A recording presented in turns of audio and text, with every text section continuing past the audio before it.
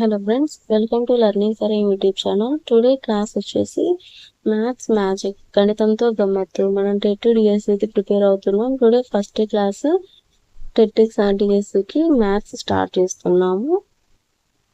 ఇది భారత రాజ్యాంగం పౌర విధుల్లో అధికరణం 51A పౌర విధులు అనేటివి చేర్చారు. ఇది కూడా మనకి క్వశ్చన్ ఫ్రేమ్ చేసే ఛాన్స్ ఉంటుంది కాబట్టి చూసుకోవాలి 51A. నెక్స్ట్ విద్యా హక్కు చట్టం. విద్యా హక్కు చట్టం అనేది 6 నుండి 14 సంవత్సరాల వయసు పిల్లలందరికీ ఉచిత నిర్బంధ ఎలిమెంటరీ విద్య అనేది ఇవ్వడం జరిగింది. ఇది ఏప్రిల్ 1, 2010 నుండి అమల్లోకి వచ్చింది. సో ఇది చాలా రిపీటెడ్గా అడుగుతున్న క్వశ్చన్ మనకి మెథడ్ ఏ సబ్జెక్ట్ నుంచి అయినా. నెక్స్ట్ టెక్స్ట్ బుక్ చూస్తే మనకి ఇవన్నీ ఉంటాయి. సో ఫస్ట్ మనకి 3rd క్లాస్లో సెమిస్టర్ 1లో విద్యా ప్రమాణాలు అనేటివి ఇచ్చారు. సో క్వశ్చన్ ఏ విధంగా అడగచ్చు అంటే, విద్యా ప్రమాణాలు గణితానికి సంబంధించి ఎన్ని ఉన్నాయి? 5 విద్యా ప్రమాణాలు ఉన్నాయి. అవి ఏంటంటే సమస్య సాధన, కారణాలు చెప్పడం, నిరూపణలు చేయడం, వ్యక్తపరచడం, అనుసంధానం, దృశ్యీకరణ మరియు ప్రాతినిధ్యపరచడం. సో ఈ 5లో వీటిలో సరికానిది ఏది? గణితానికి సంబంధించిన విద్యా ప్రమాణం ఏది? లేదా వీటిలో గణితానికి సంబంధించిన విద్యా ప్రమాణం ఏది అని అడగచ్చు. రిమైనింగ్ సైన్స్, సోషల్ విద్యా ప్రమాణాలు యాడ్ చేసి. సో స్టేట్మెంట్ వైజ్గా క్వశ్చన్ ఫామ్ చేయొచ్చు. సరికానిది, సరైనది, లేదా ఎన్ని ఉన్నాయి. స్టేట్మెంట్ ఇచ్చి మెథడ్కి సంబంధించినటువంటి లక్ష్యం కానీ స్పష్టీకరణ ఇచ్చి ఎటువంటి విద్యా ప్రమాణానికి కిందికి వస్తుంది. సో మెథడాలజీ చదివేటప్పుడు ఇలాంటి ఒక టెక్స్ట్ బుక్ పెట్టుకొని విద్యా ప్రమాణాలని అర్థం చేసుకుంటూ చదవడం వల్ల మనకి ఈజీ అవుతుంది. విద్యా ప్రమాణాలను అర్థం చేసుకోవడం అనేది మెథడ్ వైజ్గా మరియు కంటెంట్ వైజ్గా యూజ్ అవుతుంది. ఇవి విద్యా ప్రమాణాలు అనేటివి. సమస్య సాధన, కారణాలు చెప్పడం, నిరూపణ చేయడం, వ్యక్తపరచడం, అనుసంధానం, దృశ్యీకరణ. నెక్స్ట్ గణితంతో గమ్మత్తు. సెమిస్టర్ 1లో మనకి 5 చాప్టర్స్ ఉన్నాయి. గుర్తుకు తెచ్చుకుందాం, సంఖ్యలు, సంకలనం, తీసివేత, గుణకారం. సో ఫస్ట్ లెసన్ గుర్తుకు తెచ్చుకుందాం. వీడియోలో మనం ఏం చేస్తామంటే, ఏవైతే ఇంపార్టెంట్ టాపిక్స్ ఇక్కడ నుంచి అయితే మనకి క్వశ్చన్ రావడం జరుగుతుందో అది చూద్దాం. ఇక్కడ చూడండి, ఈ బాక్స్ చూడండి, వైట్ బాక్స్, విస్తరణ రూపం. సో ఇక్కడ ఏమడుగుతున్నారు, ఇచ్చినటువంటి దాంట్లో విస్తరణ రూపం రాయండి అని అంటున్నారు. అక్కడ 400 1ల స్థానం, 10ల స్థానం ఏ విధంగా ఉన్నాయి, వీటికి విస్తరణ రూపం ఎలా ఇచ్చారనేది ఇక్కడ ఇంపార్టెంట్. సో ఇలాంటి మనకి చిన్న చిన్న ప్రశ్నలు అడగ కొంచెం పెద్ద పెద్ద అంకెలు ఇచ్చి వీటి విస్తరణ రూపం అడిగే ఛాన్స్ ఉంటుంది. లేదా విస్తరణ రూపం వాళ్ళే ఇచ్చి సరైనది సరికానిది అడగచ్చు. సో ఇలా క్వశ్చన్ అడిగే ఛాన్సెస్ అనేటివి ఉంటాయి. ఒకసారి చూసుకోవాలి. అసలు విస్తరణ రూపం మీకు అర్థమైంది. పైన ఉన్నటువంటి వాటికి ఒకసారి మీరే ఒక సొంతంగా ఒక కొత్త నెంబర్ రాసుకొని దీనికి విస్తరణ రూపం ఎలా రాయాలి అనేది ఒకసారి ప్రాక్టీస్ చేసుకోవడం బెటర్. పైన ఉన్నటువంటి అక్షరాలు ఉన్నాయి కదా, సంఖ్యలు రాయడము, వాళ్ళు విస్తరణ రూపం ఇచ్చారు. 15 అంటే 16 రాయడము, 26 అంటే దానికి విస్తరణ రూపం రాయడము, ఎన్ని 100లు ఉన్నాయి, ఎన్ని 10లు ఉన్నాయి, ఎన్ని 1లు ఉన్నాయి. సో ఇలాగా ఆల్రెడీ సంఖ్య ఇస్తే దాన్ని అక్షరాల రూపంలో రాయడము, సంఖ్యలు ఇచ్చి అక్షరాల రూపంలో రాయడం అనేది జరుగుతుంది. నెక్స్ట్ ఈ టాపిక్ చూద్దాము. నెక్స్ట్ సంఖ్యలో ఇంపార్టెంట్ ఈ బాక్స్ చూడండి. 9 + 1 = 10. ఇది 2 అంకెల సంఖ్య. 99 + 1 = 100. ఇది 3 అంకెల సంఖ్య. 999 + 1 = 1000. 4 అంకెల సంఖ్య. ఇక్కడ నుంచి మనకి క్వశ్చన్ ఏ విధంగా అడగచ్చు అంటే, 99కి ఎన్ని అంకెలు కలపడం ద్వారా 100 అని ఇవ్వకుండా 3 అంకెల సంఖ్య తయారవుతుంది అని అడుగుతారు. సో అప్పుడు మనకి క్వశ్చనే అర్థం కాదనమాట. 99కి 3 అంకెలకి సంబంధం ఏంటి, ఎన్ని అంటే మనం అప్పుడు 999 అని ఆలోచిస్తాం అనమాట. అంటే ఇంకొక 80 కలపాలన్నా, 89 కలపాలన్నా, ఇట్లా ఆలోచిస్తాం. సో ఇక్కడ మనకి ఇంత చిన్న లాజిక్ అనేది మిస్ అవుతాం చూడండి. నెక్స్ట్ 1కి ఎన్ని అంకెలు కలపడం ద్వారా 4 అంకెల సంఖ్య తయారగును కింద ఆప్షన్స్లో ఉంటాయన్నమాట. సో వెంటనే మనకి ఇలా అర్థం చేసుకోవడానికి ఈజీ అవుతుంది. ఈ బాక్స్ నుంచి క్వశ్చన్స్ వస్తే ఈ విధంగా రావడానికి అవకాశం ఉంటుంది. నెక్స్ట్ ఇక్కడ చూడండి, 900 + 100 = 10 వందలు, అంటే 1000. 10 వందలు 1000ని ఏర్పరుస్తాయి. 1000ని ఏర్పరచడానికి ఎన్ని వందలు కావాలంటే 10 వందలు. 900కి ఎన్ని వందలు కలపడం ద్వారా 10 వందలు వస్తాయి, ఒక 1000 వస్తాయంటే ఒక 100 కలపడం. ఒక 100కి ఎన్ని వందలు కలపడం ద్వారా 10 వందలు అవుతాయి అని అడుగుతారు. 900. సో ఇది ఇంత చిన్నగా కాకుండా మనకి క్యాలిక్యులేషన్ కొంచెం పెద్దగా అడుగుతారు అనమాట. 10,000కి సంబంధించి 1,00,000కి సంబంధించినటువంటి క్వశ్చన్స్ అనేది సేమ్ ఈ విధంగానే వస్తాయి. దానికి రూట్స్ అనేవి ఇది రూట్ మ్యాప్ అనేది ఇక్కడ నుంచి మనం బేస్ అనేది బిల్డ్ అవుతుంది. నెక్స్ట్ ఇవి పూసల సంబంధించిన అబాకస్ అనమాట. స్పైక్ అబాకస్ పై చూపబడిన సంఖ్యలు. పిల్లలకి ఈ 1000 స్థానాలను ఎన్ని పూసలు వేస్తే ఎన్ని వేలను చూపించడానికి అబాకస్ అనేది యూజ్ చేసుకున్నారు. ఇవి ఎలా చదువుతారు అనేటివి 1000, 1,001, 1,004, 5,100, 5,000, నెక్స్ట్ 1,500, 7,740. సో ఈ విధంగా చదవాలి అనే దానికి పిల్లలకి ఇచ్చారు. ఇవి అబాకస్లో ఉండేటివి. ఇవి యాక్టివిటీస్ అనే పిల్లలకి ఇది నెక్స్ట్ పిల్లలకి ఇచ్చినటువంటి బ్యాంక్ ఫిలపింగ్ ఇది ప్రదీప్ 3rd క్వశ్చన్ చూడండి. ప్రదీప్ 3,450 రూపాయలకు చెక్కు రాయాలనుకున్నాడు. ఆ మొత్తాన్ని అక్షరాలలో రాయడానికి అతనికి మీరు సహాయం చేయండి. అక్షరాలలో రాయాలి. మనకి బ్యాంక్ వెళ్తే క్రెడిట్ కానీ డెబిట్కి కానీ మనకి రాయమంటారు కదా, అక్షరాల్లో రాయమని అడుగుతారు. సో కాబట్టి అది పిల్లలకి 3rd క్లాస్నే ఇంట్రడ్యూస్ చేశారు. ఇది చాలా మంచి విషయం అనమాట. ఎందుకంటే పిల్లలకి ఇప్పటి నుంచే సొసైటీ పరంగా ఉన్నటువంటి నీడ్స్ని అవేర్నెస్ని ఇక్కడ మనకి ఇంట్రడ్యూస్ చేస్తున్నారు. నెక్స్ట్ అంకెల మనం ఫస్ట్ లెసన్లో చూసినటువంటి 4 అంకెల సంఖ్యల స్థాన విలువ, సహజ విలువ. ఇది మీకు ఇక్కడ రివిజన్కి యూజ్ అవుతుంది. చూడండి ఇక్కడ 2,000, 300, 2 10, 6 1 ఉన్నాయి. వీటిలో స్థాన విలువలు, సహజ విలువ అనేటివి మీరు చూసుకోండి. నెక్స్ట్ వీటిలో స్థాన విలువ, సహజ విలువ. ఇప్పుడు అంకెలు ఇచ్చినప్పుడు మనం స్థాన విలువ, సహజ విలువ అనే చెప్తున్నాం. కానీ 0 ఇచ్చినప్పుడు మనం స్థాన విలువ, సహజ విలువ ఎలా కనుక్కోవాలి అంటే 0కి స్థాన విలువ ఏముంటుంది, సహజ విలువ ఏముంటుంది అనేది మనకు తెలియాలి కదా. సో అందుకు ఉదాహరణ చూడండి. 8,025లోని ప్రతి అంకె యొక్క స్థాన విలువ కనుక్కోండి. 8,000కి స్థాన విలువ 8,000 అవుతుంది, సహజ విలువ 8 అవుతుంది. అది మధ్యలో 0 ఉంది కదా, 0 వందల స్థానంలో 0 ఉంది కాబట్టి స్థాన విలువ 0 అవుతుంది, సహజ విలువ 0 అవుతుంది. 2 10, 20, 5 1, 5. ఇక్కడ ఇంపార్టెంట్ ఈ బ్లూ కలర్ బాక్స్. ఒక సంఖ్యలో 0 అనేది ఏ స్థానంలో ఉన్నప్పటికీ దాని స్థాన విలువ ఎల్లప్పుడూ 0 అని. సో ఇది మనకి అసర్షన్ రీజన్లో ఇవ్వడానికి ఛాన్స్ ఉంటుంది. సో లేదా ఇట్లా 8,025లోని 0 యొక్క స్థాన విలువ 0 అనే అసర్షన్ ఇచ్చి దానికి రీజన్ ఒక సంఖ్యలో 0 అనేది ఏ స్థానంలో ఉన్నప్పటికీ దాని స్థాన విలువ ఎల్లప్పుడూ 0 అని. సో కాబట్టి అసర్షన్ రీజన్కి సరిపోతుంది అనమాట. ఇలాంటి క్వశ్చన్ ఫ్రేమ్ చేయడానికి ఛాన్స్ ఉండే యొక్క పేజ్ ఇది. నెక్స్ట్ ఇక్కడ 6742 దీంట్లో స్థాన విలువలు, సహజ విలువలు. 5309 వీటి యొక్క స్థాన విలువ, సహజ విలువ. 0 ఎక్కడ ఉన్నా కూడా దాని స్థాన విలువ ఎప్పటికీ 0నే అవుతుంది, సహజ విలువ కూడా 0నే అవుతుంది. ఇది మనం అర్థం చేసుకోవాలి. నెక్స్ట్ వీటిలో స్థాన విలువను మీరు ఐడెంటిఫై చేయండి. సహజ విలువ, స్థాన విలువ ఇది కూడా సేమ్. నెక్స్ట్ ఇక్కడ విస్తరణ, సంక్షిప్త రూపాలు. ఫస్ట్ లెసన్లో చూసాం కదా మనము విస్తరణ అంటే ఏంటి, సంక్షిప్త రూపం అంటే ఏంటి అనేది. ఇక్కడ చూడండి.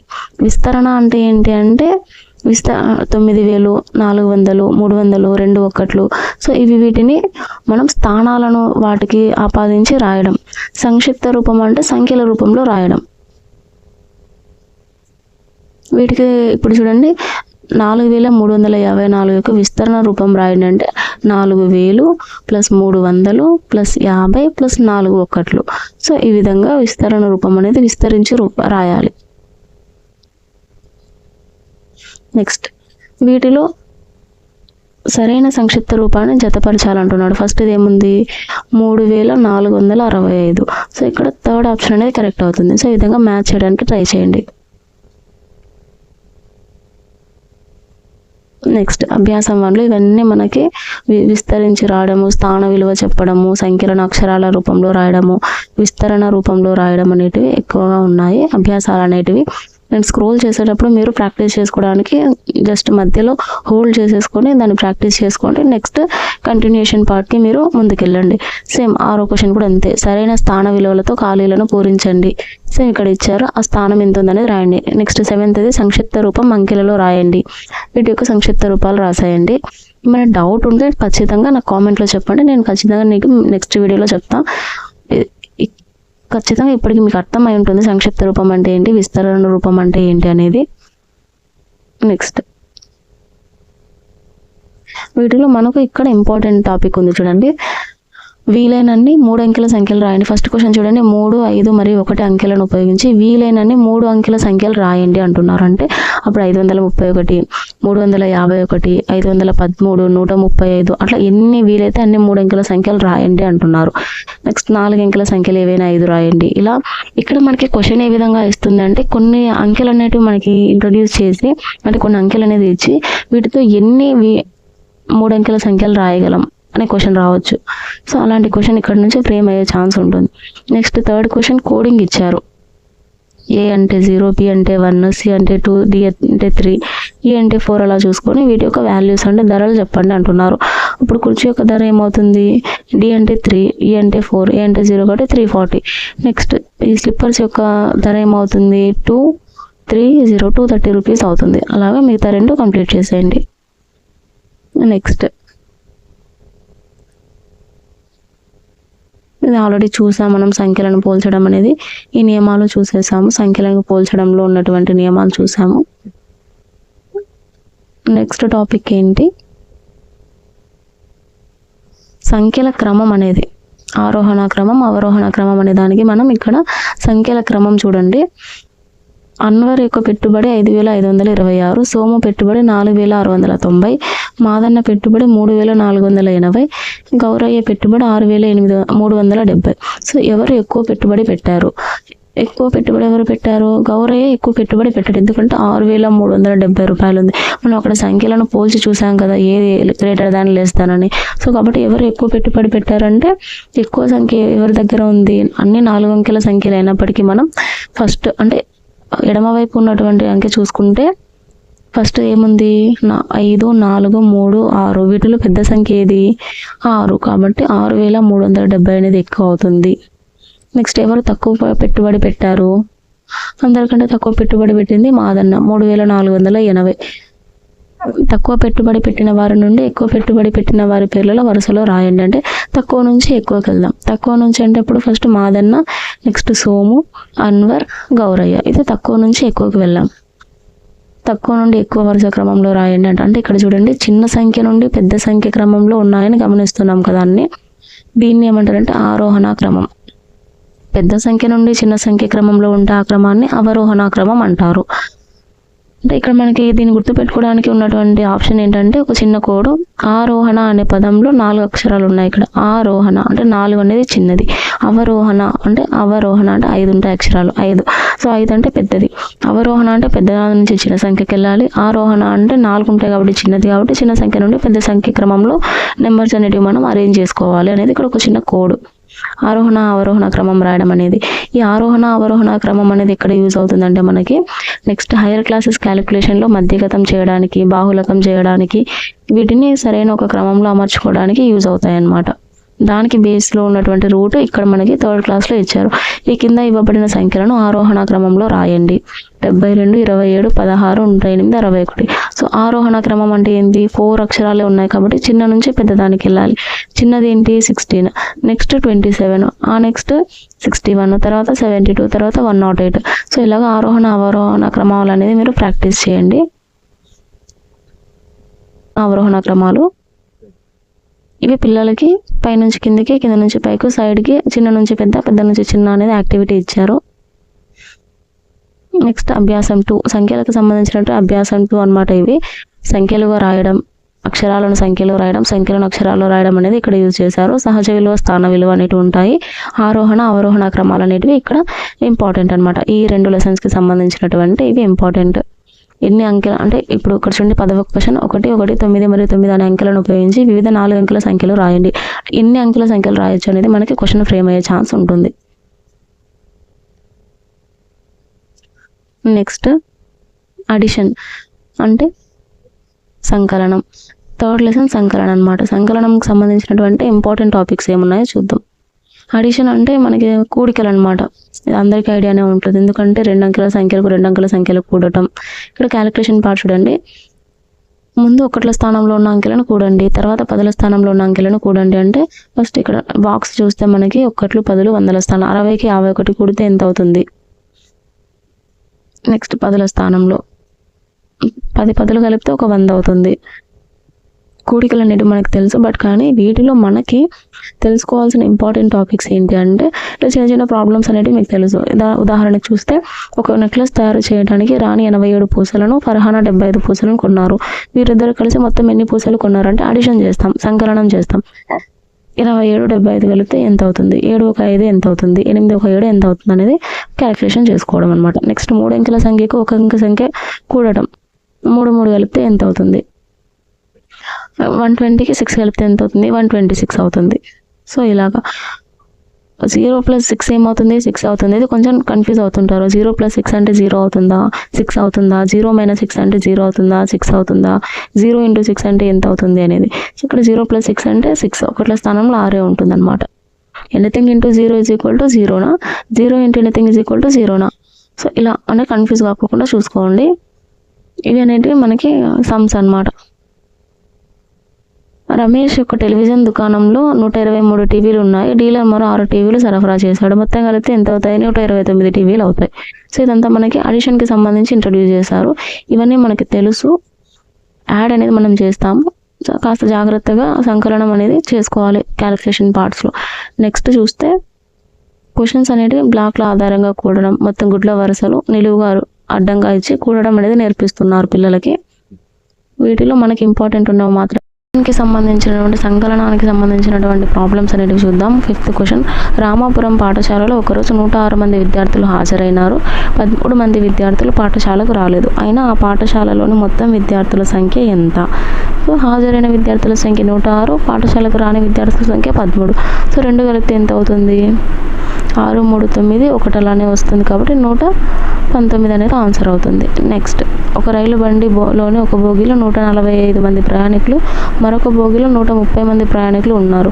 మొత్తం కలిపితే ఎంత అవుతుంది అని అడుగుతున్నారు. 5 అలానే ఉంటుంది, 4 3 7 అవుతుంది కాబట్టి 175 మంది మొత్తం ప్రయాణికుల సంఖ్య అవుతుంది. సో ఇది సంకలనానికి సంబంధించినటువంటి క్వశ్చన్స్ అనేవి టోటల్ ఇవే ఉంటాయి. నెక్స్ట్ అడిషన్స్కి సంబంధించినటువంటి ప్రాబ్లమ్స్ ఇవన్నీ.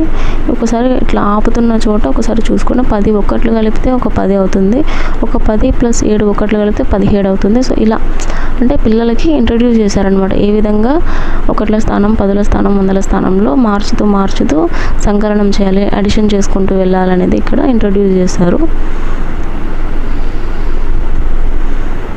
అభ్యాసం 2లో మనకి ఏదైనా ఇంపార్టెంట్ టాపిక్ ఉందేమో చూద్దాం. ఇవన్నీ పిల్లలకు సంబంధించినటువంటి అడిషన్స్. ఇవి క్వశ్చన్స్ చేయడానికి ట్రై చేయండి. నేను ఇక్కడ కొంచెం సేపు ఆపుతున్నాను, మీరు వీటికి సంబంధించిన లెక్కలు అనేటివి చేయండి. ఇవి జస్ట్ యాడ్ చేయడమే కాబట్టి ఈజీ అవుతుంది. ఇక్కడ మనకి 8th 9th క్వశ్చన్స్ అనేవి ఇంపార్టెంట్. చూడండి, 3 అంకెల అతిపెద్ద సంఖ్య, 3 అంకెల అతిపెద్ద సంఖ్య ఏమవుతుంది, 999 అవుతుంది. 2 అంకెల అతిపెద్ద సంఖ్య ఎంత ఉంది, 99 అవుతుంది. ఈ రెండింటి మొత్తం ఎంత, ఇది మీరు చేసుకోవాలి. నెక్స్ట్, 3 అంకెల అతిపెద్ద సంఖ్య ఏమవుతుంది, 999 అవుతుంది. 3 అంకెల అతి చిన్న సంఖ్య మొత్తం ఎంత, సో 3 అంకెల అతిపెద్ద సంఖ్య, 3 అంకెల అతి చిన్న సంఖ్యల మొత్తం ఎంత.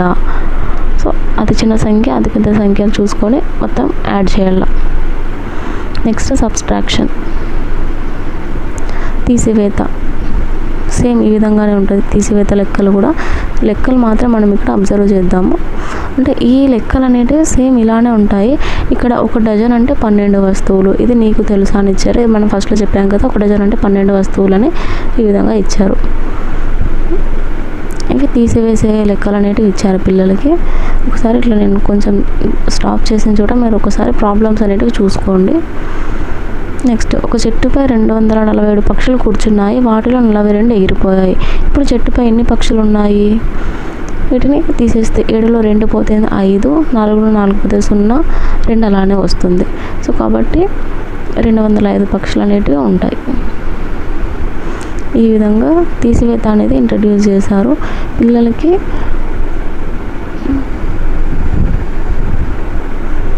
మూడు అంకెల సంఖ్య నుంచి ఒక అంకెను తీసివేయడం స్థాన మార్పిడితో. సో మనకు సైడ్ నుంచి మనం 1 ప్లస్ యాడ్ చేసుకుంటాం కదా, ఆ విధంగా ఎలా తీసివేయాలి అంకెలు అనేది అడిషన్ తీసుకొని చేసుకునేది ఇంట్రడ్యూస్ చేశారు. ఇక్కడ చూడండి, తీసివేతకు సంబంధించిన ప్రశ్నలు అంటే ఇవి ఇంపార్టెంట్. జతపరిచిన వాటిని మీరు చేసేయండి. 5th క్వశ్చన్ చూడండి. ఒక పాఠశాలలో 432 మంది విద్యార్థులు ఉన్నారు. వారిలో 245 మంది బాలికలు. ఆ పాఠశాలలోని బాలుర సంఖ్య ఎంత? 432 మంది టోటల్ విద్యార్థులు. వారిలో నుంచి 245 మంది బాలికలను తీసేస్తే వచ్చేది బాలుర సంఖ్య అవుతుంది. So 432 minus 245. 2 చిన్నది కాబట్టి 3లో నుంచి 1 తీసుకో. 12లో 5 పోతే ఎంత అవుతుంది? 7 ఉంటుంది. నెక్స్ట్ 7. నెక్స్ట్ ఇక్కడ 2 ఉంటుంది. 2లో నుంచి 4 పోదు కాబట్టి 12లో నుంచి 4 పోతే 8 ఉంటుంది. అక్కడ ఇంక 4లో నుంచి 4 ఉండదు, 3 ఉంటుంది కాబట్టి 3లో నుంచి 2 పోతే 1. సో ఈ విధంగా క్యాలిక్యులేషన్ అనేది చేసుకోండి. ఒక జత చెప్పుల ధర 250 రూపాయలు. శివ వద్ద 195 మాత్రమే ఉంటే ఆ చెప్పులు కొనుక్కోవడానికి ఇంకెంత డబ్బు కావాలంటే 250లో నుంచి 190 తీసేస్తే ఎంతైతే వస్తుందో అంత డబ్బు అవసరం అవుతుంది. నెక్స్ట్ ఈ క్వశ్చన్ అనేది మీరు ప్రాక్టీస్ చేసుకోండి. ఇవి కూడా ప్రాక్టీస్ క్వశ్చన్స్ అన్నమాట. ఇవి జస్ట్ తీసివేసేటివే కాబట్టి మనం వీడియో లెంత్ ఎక్కువ చేయకోకుండా తీసివేసే ప్రాక్టీస్ అనేది మనం చేసుకోవచ్చు. దీంట్లో డౌట్స్ ఏమి ఉండవు కాబట్టి ఈజీ అవుతుంది. నెక్స్ట్ ఇక్కడ మనకి ఇచ్చినటువంటి మెయిన్ ఇంపార్టెంట్ టాపిక్ శకుంతలాదేవి గారు గురించి ఇచ్చారు. 4 నవంబర్ 1929 ఆమె జననం. ఏప్రిల్ 21, 2013 ఆమెకి మరణం అవుతుంది. ఈమె ఒక భారత కవయిత్రి మరియు ఆలోచించీకరణ చేసే మానవ యంత్రం. ఆమె మానవ కంప్యూటర్గా పిలువబడ్డారు. ఇది ఇంపార్టెంట్. మానవ కంప్యూటర్గా పిలువబడిన వారు శకుంతలాదేవి. 1982లో ఈమె ప్రతిభ గిన్నీస్ పుస్తకంలో నమోదయ్యింది. ఈమె 13 అంకెల సంఖ్యలను గుణించి 28 సెకండ్లలో జవాబు చెప్పింది. కంప్యూటర్ కంటే ముందుగా ఈ జవాబు చెప్పింది. ఇది మనకి యూట్యూబ్లో కూడా ఈ వీడియో శకుంతలాదేవి వీడియో అని చెప్తే మనకి వస్తుంది. ఇది కూడా చూడొచ్చు. ఆమె ఎంత ఫాస్ట్గా చెప్పింది అనేది మనకు తెలుస్తుంది. ఇక్కడ మనకి క్వశ్చన్ ఫ్రేమ్ చేసేది ఎక్కడ అంటే 13 అంకెల సంఖ్యలను గురించి 28 సెకండ్లలో జవాబు చెప్పింది. సో క్వశ్చన్ అనేది ఈ విధంగా అడగచ్చు. అంటే శకుంతలాదేవి గురించి సంబంధించి సరైనది సరికాని దాంట్లో 13 అంకెలు ఇవ్వకుండా 10 అంకెలు 15 అంకెలు ఇవ్వడం. అంటే మార్చి 30 సెకండ్లో చెప్పింది అనడం. సో 13 అంకెల సంఖ్యలను గురించి 28 సెకండ్లో చెప్పింది. ఈమెను మానవ కంప్యూటర్గా పిలుస్తారు. ఈమె ప్రతిభ ఈ సంవత్సరంలో గిన్నీస్ బుక్లో నమోదైందంటే 1982లో నమోదైంది. ఇది మనకి ఇక్కడ ఇంపార్టెంట్ టాపిక్. నెక్స్ట్ గుణకారం. నెక్స్ట్ గుణకారానికి సంబంధించి మనం ప్రీవియస్ డేట్లో కొన్ని క్వశ్చన్స్ అడిగారనమాట. 3rd క్లాస్ని బేస్ చేసుకొని క్వశ్చన్స్ అడిగారు. అవి ఏంటో చూద్దాం. ఫస్ట్ గుణకారంలో ఉన్నటువంటి బేసిక్స్ ఏంటంటే గుణ్యం, గుణకం, లబ్ధం. ఇక్కడటువంటి పారాగ్రాఫ్లో చూస్తే 4 × 10 = 40. సో గుణకారంలో 4 అనే సంఖ్య 10చే గుణించబడుతుంది కనుక 4ను గుణ్యం అంటారు. 10 అనే సంఖ్య 4ను గుణిస్తుంది కనుక 10ని గుణకం అంటారు. ఈక్వల్ టు గుర్తుకు కుడివైపున పొందిన జవాబు 40. దీన్ని లబ్ధం అంటారు. ఈక్వల్ టు ఏమంటామన్నా సమానత్వపు గుర్తు ఉంటుంది. గుణ్యం ఇంటూ గుణకం = లబ్ధం. ఇది విధంగా మనం ఫార్ములా అనేది గుర్తుపెట్టుకోవాలి.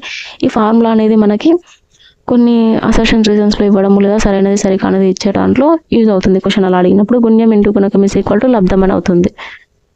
మనకి టెట్ ప్రీవియస్ ఇయర్స్ క్వశ్చన్స్లో గుణకారానికి సంబంధించిన క్వశ్చన్ అనేది ఏ విధంగా ఫ్రేమ్ చేశారనేది చూద్దాం. ఇక్కడ ఫార్ములా గుణ్యం ఇంటూ గుణకం = లబ్ధం.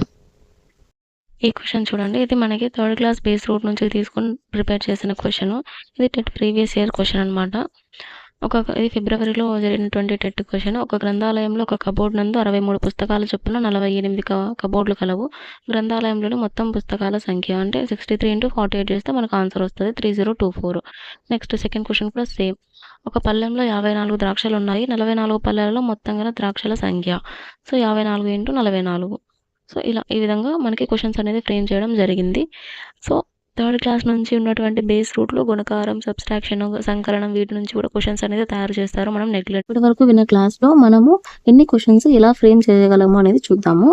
3rd క్లాస్ మ్యాథ్స్ MCQs అనమాట. ఇవి ఒక సంఖ్యలో గల ప్రతి అంకెకు ఎన్ని రకాల విలువలు ఉంటాయి. సో ఫస్ట్ క్వశ్చన్కి ఆన్సర్ మీరు చెప్పండి సమాధానం. ఒక సంఖ్యలో ప్రతి అంకెకు ఎన్ని రకాల విలువలు ఉంటాయి. కరెక్ట్ ఆప్షన్ ఫస్ట్ ఇది. 1 స్థాన విలువ, 2 సహజ విలువ. Next second question. ఒక అంకె స్థాన విలువ సంఖ్యలో గల అంకె స్థానాన్ని బట్టి మారుతూ ఉంటుంది. Second statement. ఒక అంకె విలువే దాని సహజ విలువ అవుతుంది. ఇవి రెండిట్లో స్టేట్మెంట్స్ అనమాట.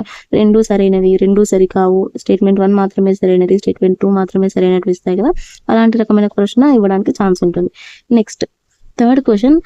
స్థాన విలువకు సంబంధించి సరికానిది. Next third question. స్థాన విలువకు సంబంధించి సరికానిది. ఒక అంకె విలువే దాని స్థాన విలువ అవుతుంది. ఒక అంకె విలువే దాని స్థానంపై ఆధారపడి ఉంటుంది. 238. ఇందులో 3 యొక్క స్థాన విలువ 30. అన్నీ సరికావు.